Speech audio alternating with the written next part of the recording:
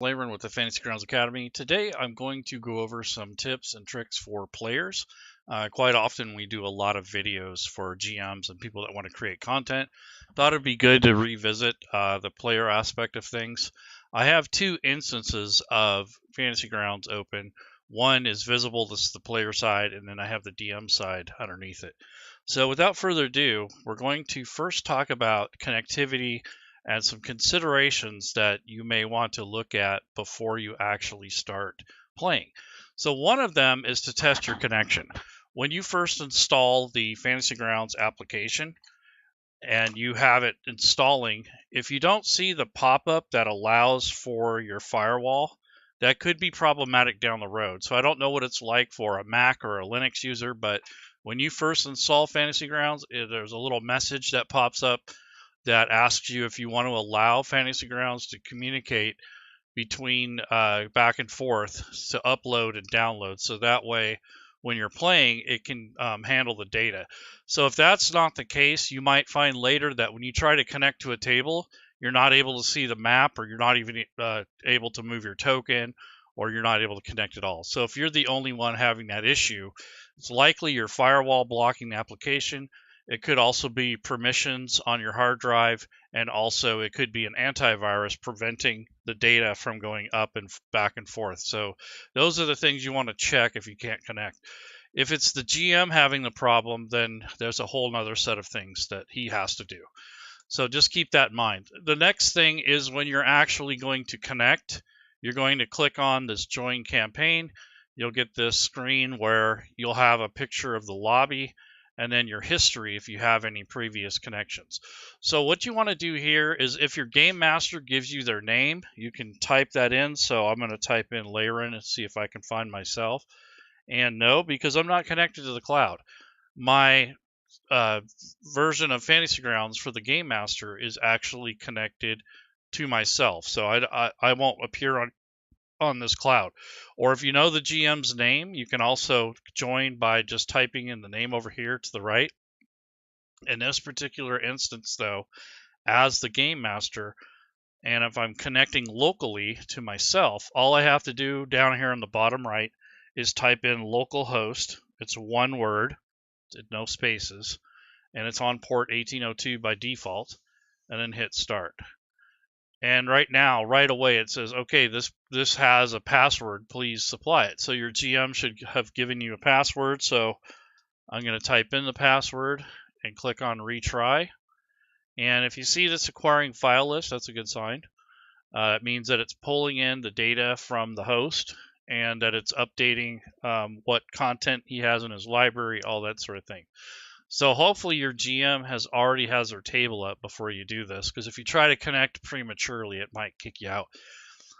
You have to give the GM a couple minutes to start up. If it's a brand new session and you guys are just starting the table, you got to give the GM a few minutes for them to fully bring up the program.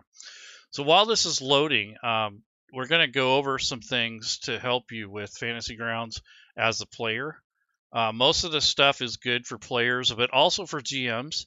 And some of it, I would say at least 65% of the information is good for any rule set. Although we are going to show the D&D 5e rule set, most of the stuff I'm going to cover is generic, or it would cover the core rules.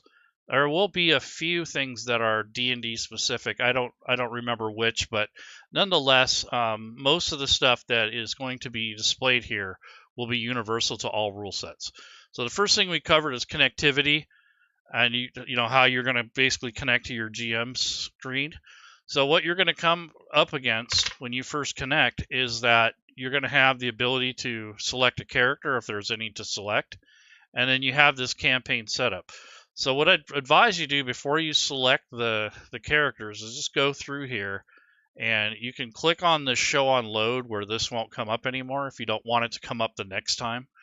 And you hit next. This is where you're going to load your modules and your rules. So this is something that you may want to talk to your GM about, because it's important that you have the correct books loaded before you even start making characters or before you start playing.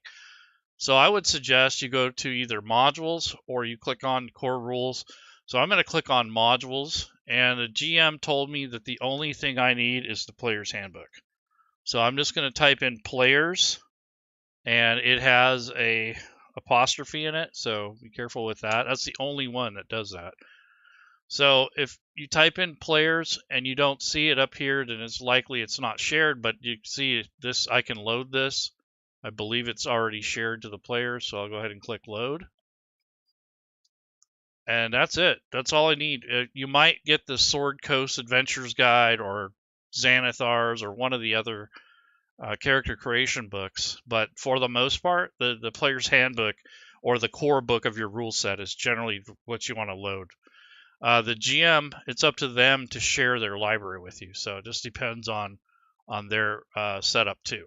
So you don't have a lot of control over which books they have loaded.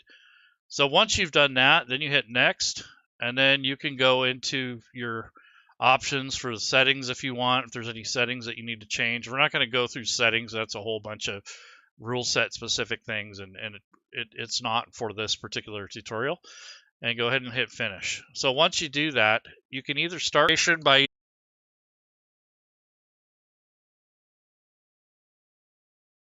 that you at least release them when you're done. So what happens is when the GM shares their characters with you, the ones that aren't claimed yet, if I pick the soldier, for instance, it's going to bring up the sheet. I can look it over, and I can go through all these different things that this character has. But once I'm done looking at it, if I don't want it, you're going to right-click and go to release, and that releases the character back into the pool of selectable characters. So if you're trying to select a character for the first time and you've never done this before, you want to right-click on it and release it when you're done.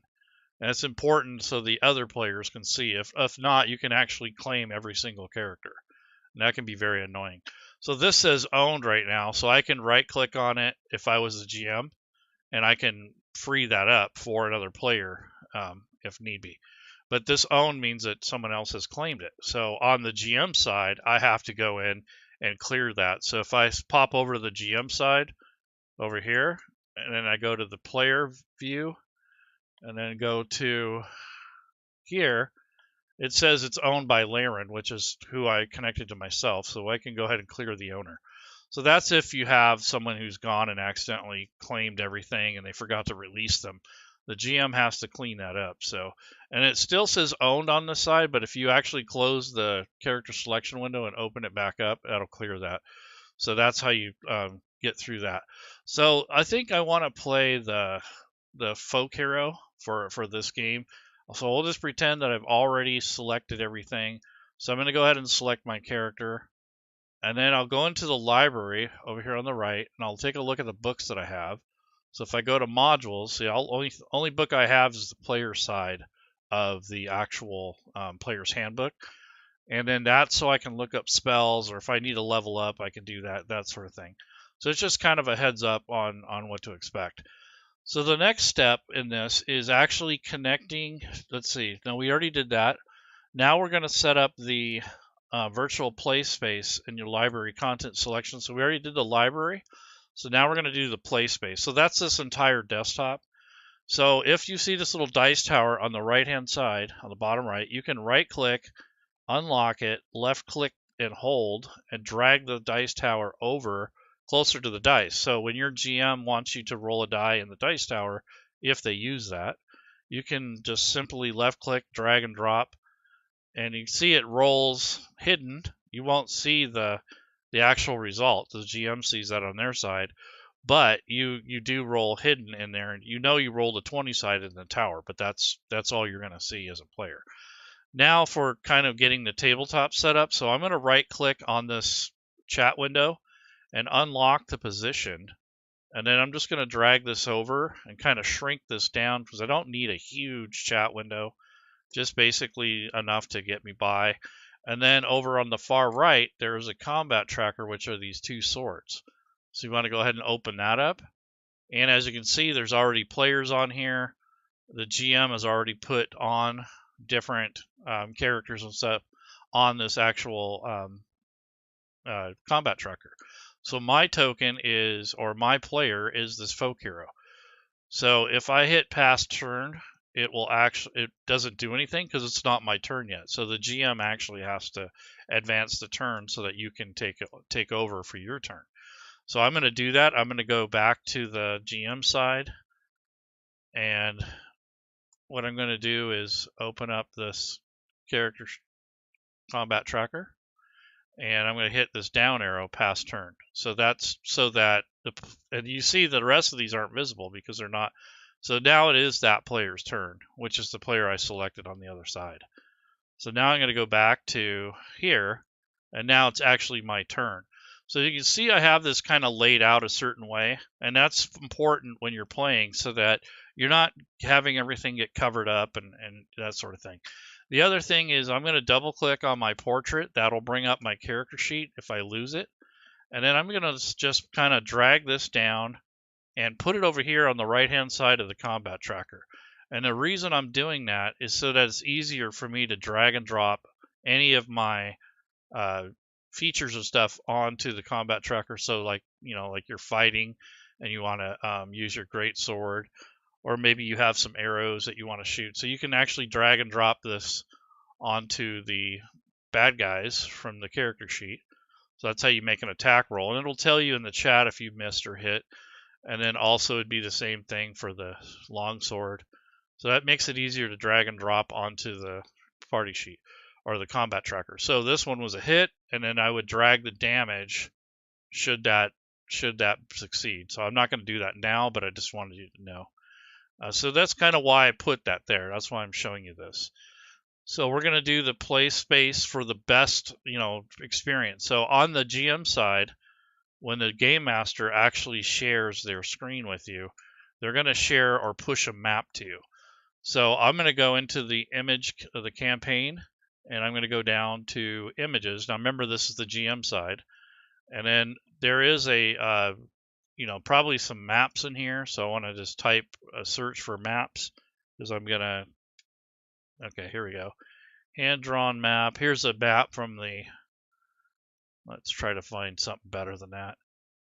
I'm going to go ahead and say that I like the maps that come with Fantasy Grounds, even though they're really old, and it's kind of a nostalgia about them that I like. So as the GM, I'm going to go in and actually load some of the map pack that comes with Fantasy Grounds. This isn't something that the player can control, but it's definitely a way I'm going to show you how this works with the, between the player and the GM. So I'm going to go ahead and go to images, and then let me go to the library and make sure I got something loaded here. So I go to activation, and then I'm going to go to, there's a map pack. So I'm going to call it battle maps. That's what it's called. So here it's just battle, and then the GM's going to load that on their end. And then when he goes over to the images, he's going to share that with the group. So what I'm going to do is come over here to where the battle maps are, open the map up as the game master, and then I'm going to share this image. So how GM would share the image is right click on the image and then go to sharing, and then go ahead and click on share record. And what that'll do is push that map over to the player. Now, if you were having problems connecting before and the maps are just showing blank on this side, as you can see, here's a big blank screen here. That is something that's kind of normal. You're not even on this map. So when that happens, it's likely that the GM hasn't shared or hasn't put you on the map yet, or it could be that you have blocked data. So it just depends on the situation. But I'm going to go ahead and go back to this GM side. And what I'm going to do is I'm going to drag the group over to this map so that they show up on here. I'm going to unlock this and see what we got here for line of sight. So yeah, there's some line of sight on here. There's some occluders, so that's good. I wanted to make sure that that made sense. And then I'm going to just go ahead and lock it. Now I'm going to place the goblins down here somewhere. So I'm going to drag and drop that onto the map as the GM. And then for goblin number 1, I'm going to move him up here because he's actually visible. And then for my player that I had on the map, I'm going to go ahead and drag and drop this on the map here. And then my allies, I'll just put them wherever on the actual map. Now you can drag these as a group, but I'm just kind of showing you can do it individually too.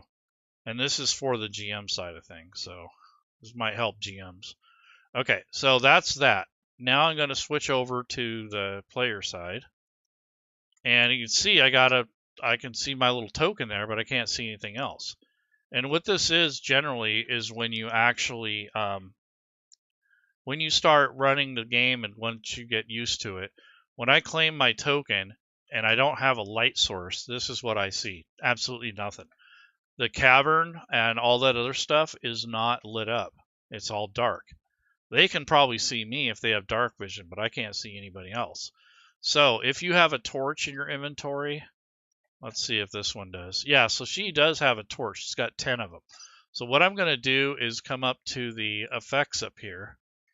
And this is going to allow me to apply a candle. So if I pop this up from the effects icon over here on the top right, and I go to torch, I can actually drag that torch to my token, and that lights up the map. So this is where a lot of people get kind of confused. It's like, oh, I don't see any tokens or maps. Well, it's because your GM has to have you on the map.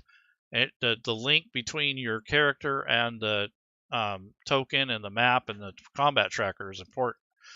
So once that's established, then you have to have a light source. So this area would have to have a torch or whatever. So this is how you move. So you're just going to drag your token. You can do it in steps. So if you're going to move up and then stop and then move over here, it will keep track of that for you. And then your GM has to approve that. So I'm going to cheat a little and just kind of move closer. And then if that's the case and your GM's like, well, you can only move 30 feet per round. So if I go over to this map here, this is where I have to approve it as a GM. And that's how, see, I wouldn't approve it. I'd say, go ahead and try to move again. So this is just a kind of to show you what happens on both ends. But essentially, that's the movement. One thing that I noticed that players like to do is cut corners. So what that means, not so much cheating, but what they'll try to do is cut through the wall or something like that. So this player will go, okay, I want to move diagonally, and they try to move through the wall when they don't realize that there's an actual occluder there, especially if the occluder is right up to the edge. So this is something that you want to try to avoid as a player. So what I'm saying is you'll see someone go like this. They're moving their token, and they're going like that. And what that does is that will stop right here. It's not going to fix that. So if you're a player, don't do that. Move through the hallway or the doorway or something like that. This is really annoying if the GM ends up having to keep fixing that. So now if I approve that as the GM, I first of all, I wouldn't. But if I did and I hit this OK, you're going to get stuck in the wall. So try not to do that. You're not always going to know exactly where the occluders are. But if you see a wall, try not to move through it unless you're looking for secret doors or something. So this is something that comes up quite a bit with movement. The other thing is passing your turn. So when it's your turn, you want to get in the habit of passing your turn. And one of the ways that you can remind yourself to do that is to set up the passing of the turn, this turn complete button, into your hotkeys. So you can actually drag this little turn complete into one of the hotkeys. And what that does for you is it just kind of reminds you that you still have to pass your turn. And then it actually, if you click on it, it will forward the turn to the next player. So that's something that you're going to have to get used to. And I know when people first start, they always forget after their turn. So make sure that you do that when your turn is finished. Because a lot of people will be sitting around going, what are you doing? What's going on? Okay, so the next step is, let's see. Oh, let's say you accidentally close the map.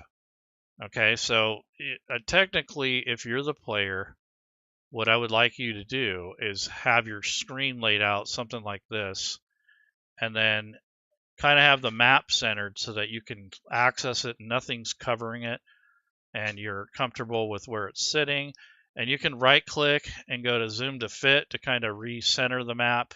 You can use this little navigation arrow, or you can, if you got a PC, you can hold the middle mouse, you can click on the map, hold the middle mouse button and move the map around. So if you hold down on the mouse wheel, you can actually move the mouse, you can move the map around with the mouse. And then you can roll the the scroll wheel in and out to zoom. So that's important to know that. But essentially, you want to get this frame where you want it to sit. And anytime you open a new window in Fantasy Grounds, it's always going to open in the center. So if I open up a window that I haven't opened yet, let's say I wanted to look at, this wouldn't be, let's say you're looking at maybe some classes or something. As soon as you open that up, that's going to be in the middle. So if you don't want that to be the case, just move it where you want it to open up. And the next time you open that window or you click on that, it's going to appear where you want it. And I think that's where some of the frustration comes in with managing windows. Once you place these windows where you want them and you close them, they will come up where you left them. So that will save between sessions. It doesn't save if you start a whole new game, but it does save between sessions. So let's just say you log back on the table, you don't have the map or anything like that. So once you're connected, all you have to do is double click in the combat tracker on the left, and that will bring up the map if you have it. So if you just double click on your portrait, and then over here on the right hand side is your token. So if you double right click on that, you can also bring up the map that you're on. So the DM doesn't have to keep resharing the map. You actually can bring that up yourself without their help. So if you're on a map and you're on the combat tracker and you're connected to the table, you just open up your character sheet, and then on the right hand side is your token. If you double click on the token, it brings up the last map that you were on, if that's the case. So these are just little things to kind of help you prepare and kind of get used to how the stuff works and on the table and such. Not everything is going to be perfect. I mean, you're going to forget some of this stuff, but at least you have an idea of what to do when you first join the table. So you've already connected, you've laid out your screen the way you want. Now we're starting to create the shortcuts that we want down here at the bottom. So I also want to grab my initiative roll. So in the center of the character sheet in this particular rule set for D&D, if you double click on the initiative, that rolls the initiative roll and it records it, and it actually adds it to your combat order. But I'm going to go ahead and left click and drag and put that initiative roll down at the bottom so that I only have to single click commonly asked for by game masters, and maybe animal handling or survival. One of the others, maybe acrobatics. Even though I'm not proficient with it, I'm going to go ahead and drag that down. And that's going to help me with, or maybe athletics is the other one. So this could be, depends on what you need, but you don't need to drag every single one, just your top 3. And that usually takes care of it. So this way you don't have to keep flipping back to this page every time you need to roll a skill check. This kind of reduces that down. You're still going to have to come back for some of these, but not very often. And then when you go to inventory, you want to take a look at your material here and see if you got everything equipped. So the longbow has a little mail shirt here, and then there's the leather armor, and she has a great sword, and then she has a thing of arrows. But see, there's no, she doesn't have them stowed away anywhere because she doesn't have a quiver. So if you want to store the arrows and make it a little bit tidier, you can ask your GM, and you come up to the items if they're available to you, and then ask them if you can have a quiver, or you have to buy one from a store, depending on how your game is set up. But I can actually grab the quiver if I have access to it, drag it onto my character sheet without paying for it, and then I can type in next to quiver or next to arrows where I'm going to store it. So I'm going to type quiver next to the arrows. So that will place those in that container. So you can shuffle this around and kind of organize your inventory if you need to. So that's just some things, a little tips on the inventory. You don't have to do that, but this is just a way that you can stow things. So all this loose stuff here is in the backpack. All the weapons and armor and such are not in the backpack. It doesn't really matter so much, but it is a way to keep track of your storage. And the weight is also tracked here. So note. So this is something that you may want to employ as you're playing. So you can use notes on your character sheet, which is a little bit more permanent. Or if you want to do some other note taking, on the right hand side of this particular sheet here is the notes. So you can start a new note. You hit the plus button, Call it whatever you want. So you can say game notes, and you can also include those in here. The only problem with these is they don't export with the player, and they kind of stay with the campaign. So even if the DM exports the entire campaign into a module, it doesn't pull anything over from notes. So this would just be for the in-game stuff. And then the notes over here, I would use those for more permanent, like background notes and such. But you can do it however you want. But that's how you can do some note taking. Then you can actually left click and drag the notes into the hotkeys, so you're not looking for them, and you got them down here handy. So that's just a tip for note taking. Now, there are occasions when the player makes a mistake when you accidentally drop the wrong damage on the wrong person. So for example, I'm going to attack the goblin. So I'm going to move to this location, or not, doesn't matter. I don't want to flip back over, but basically you're going to move within range of this token. And now on the character sheet on the actions tab, I'm going to put the mode down here to combat and the display to actions. So you have 3 different modes. You have a standard mode, which is basically the mode you'll be in when you're building characters. You have a preparation mode where you can set up how many times you can use your powers or spells.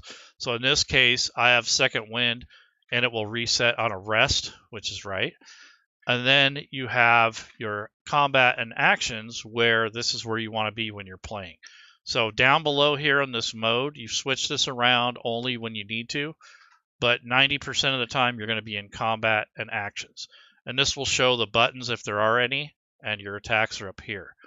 So executing the attack, I'm going to hold down the right control key because I want to target the goblin.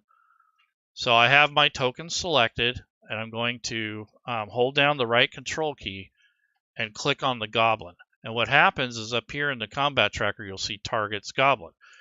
And then if I hover over my token, you'll see the distance. So it's 30 feet to the goblin. So what I'll do is now I'll double click on this attack roll for the longbow. However, I do have a fighting style archery, so I want to make sure that's on.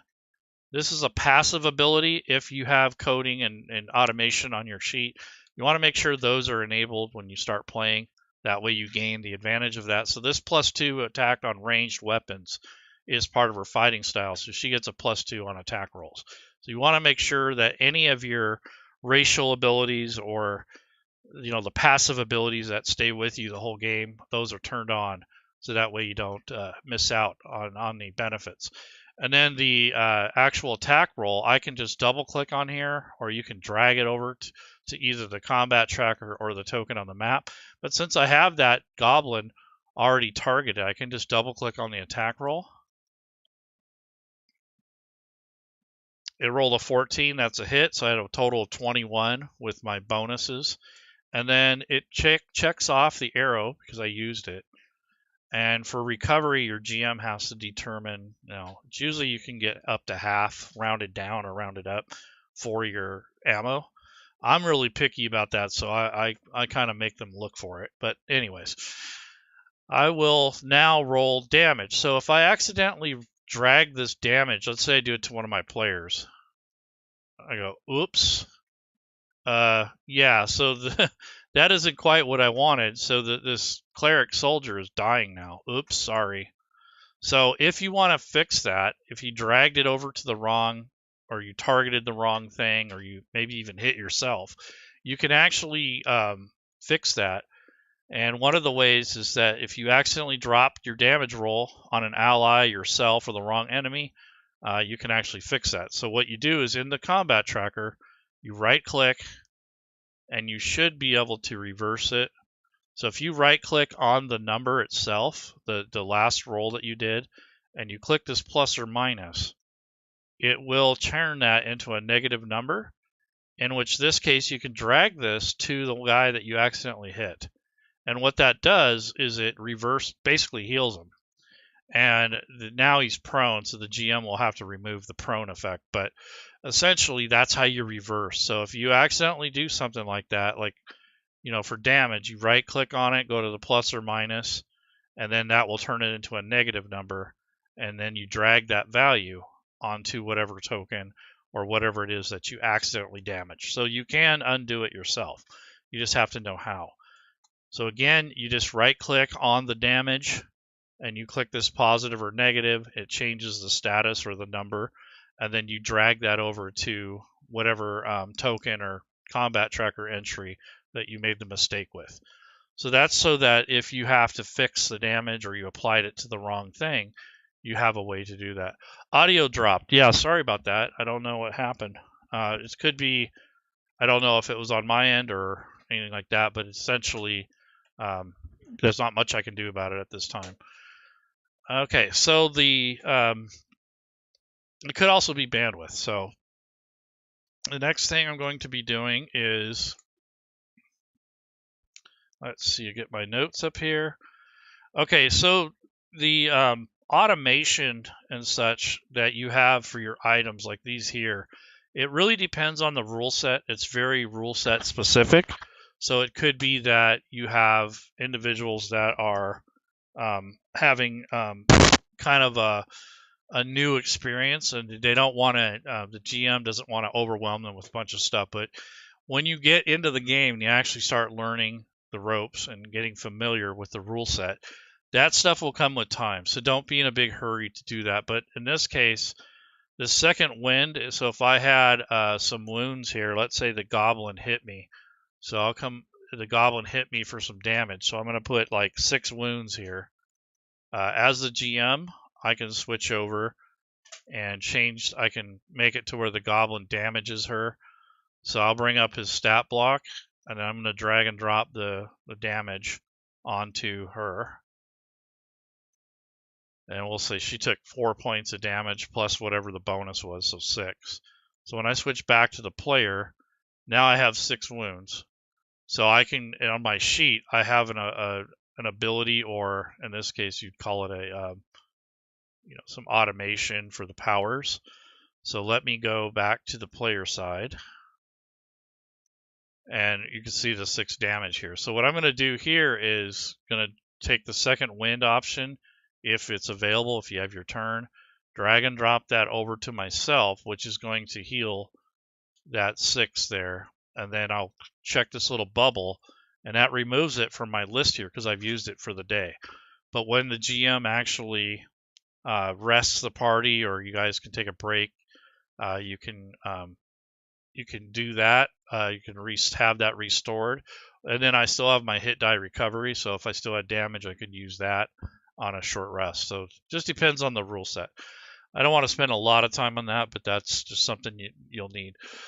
So you can add a personal touch to your game with custom dice. So this is one of the few things that players can actually purchase, and it is something that was kind of a mixed bag. Some people liked it, some didn't, but nonetheless, if you come up here to the top right and you have an account with Fantasy Grounds and you want the fancy dice here, you're going to be limited to whatever dice that you have purchased from the Fantasy Grounds store. There's packs, you can buy them individually, but essentially as a player, you get the default die where you can change the color yourself. So if you click on this default and you go to the body, you can use this color picker to change the color of the dice down here, and you hit OK. You got to make sure you hit OK or it won't stay. And then the text, I might want it to be black, so do that and hit OK. So this is the dice that I have now. So that's the basic die that you're going to have as a player. And then you have these elemental dice where you can kind of select these as you go. So there's this golden one, the basic one's kind of got like a gold, kind of earthy kind of look to it, kind of a texture. And then there's a fire one, there's frost. So you can this is what you'll have when you first start playing.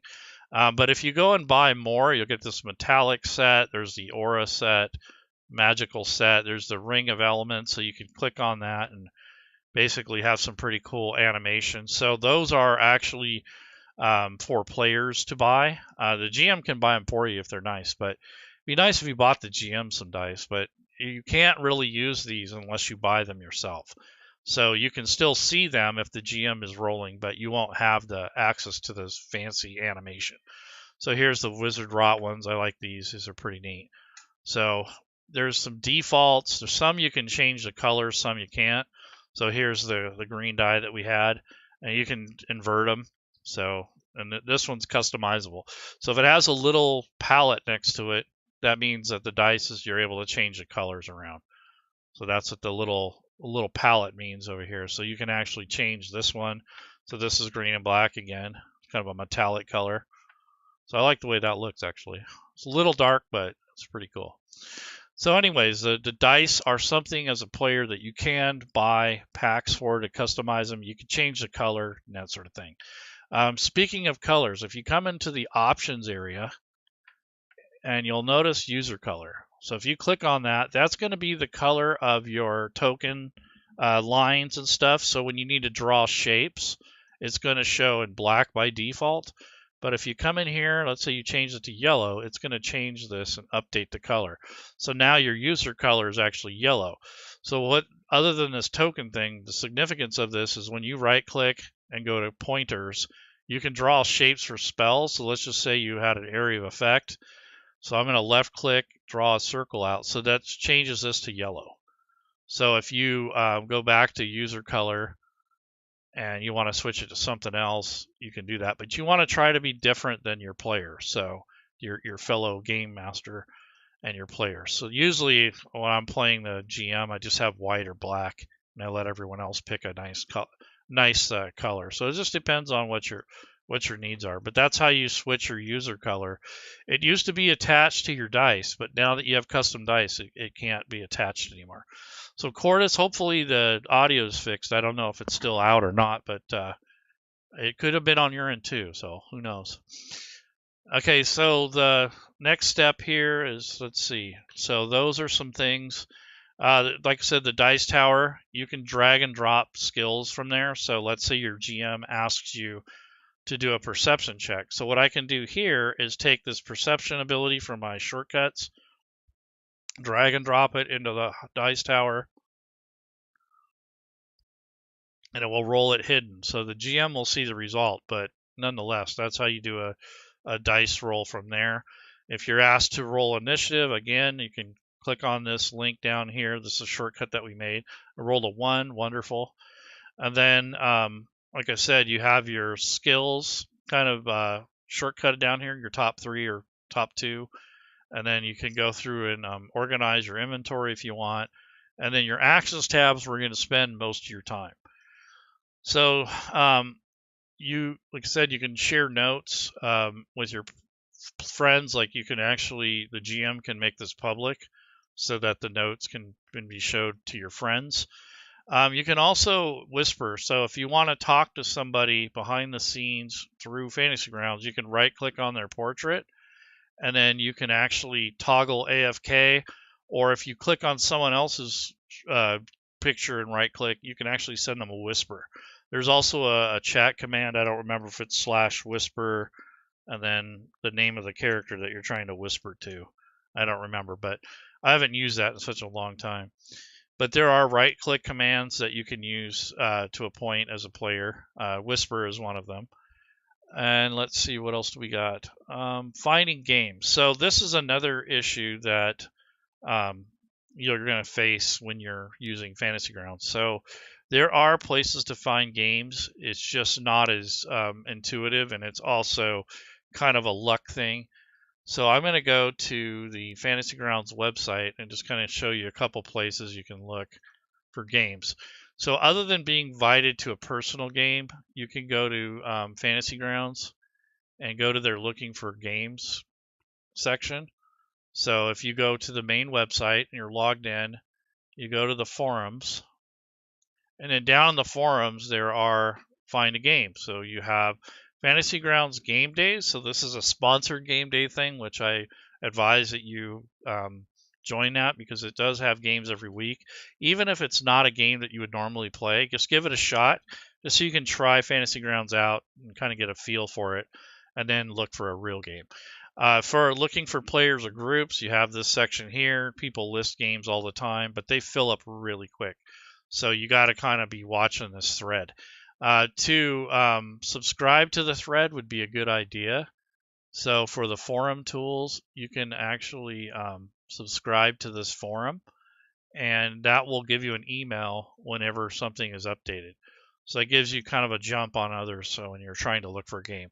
So there's that. If you need help with Fantasy Grounds, there's the House of Healing, which is where you would post things when you're having trouble with it.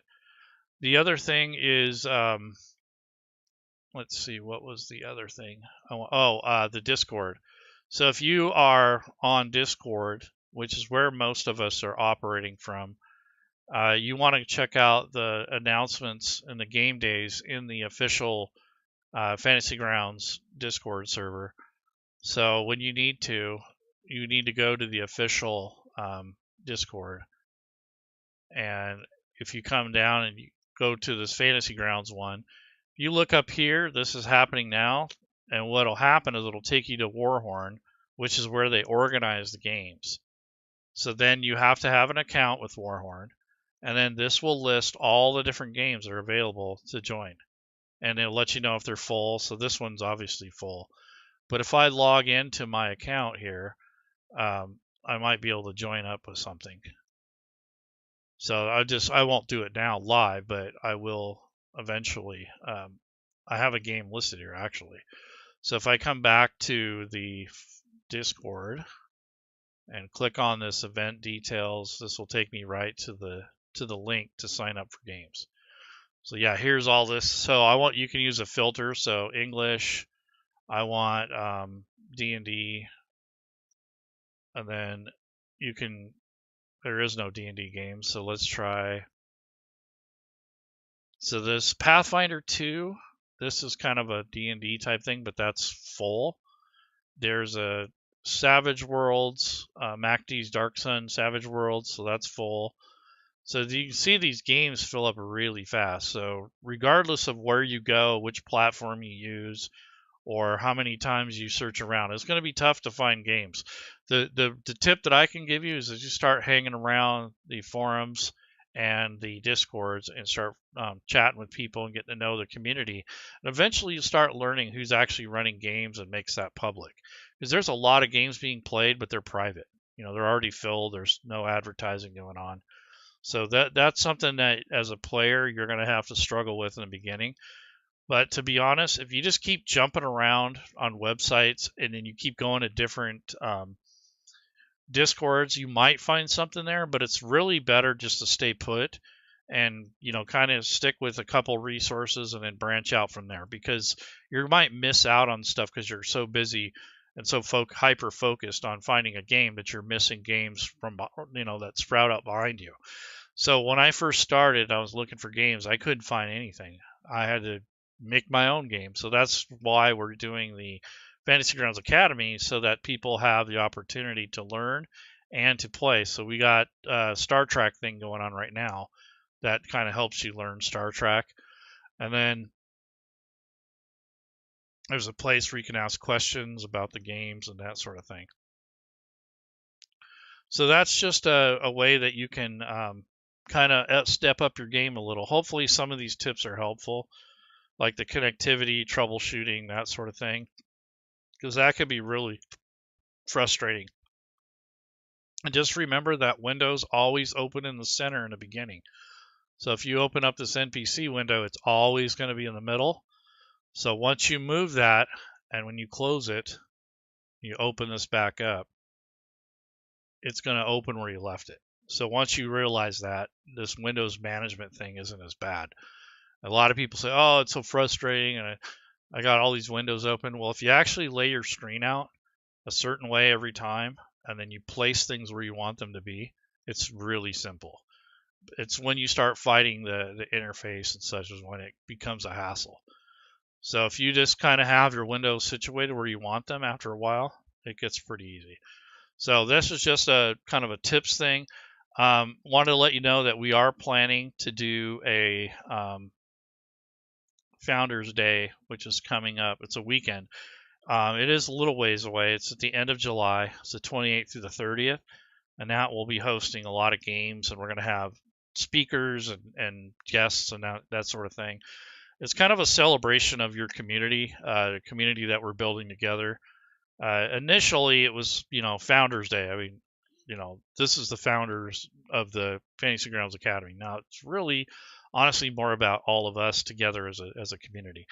Like, we don't profess to know everything. We just try to help you learn what we learn, and we're not trying to be, the know-it-alls. So there's things that we don't know. So, and as a disclaimer, that this video is not officially sponsored or endorsed by Fantasy Grounds. It's really for educational purposes only. If you're unhappy with the information I have, or you don't like it, you don't have to watch it. I mean, or you can leave me a message and say, "Hey, F you, I don't like your style," whatever. But anyway, so this is just a kind of a thing for players. I want to thank any of you that were watching, and hopefully this will be helpful in the future. It is May 24th, 2023, and we're using Fantasy Grounds version 4.3.8. So take care, everyone. You have a good rest of the week, and I will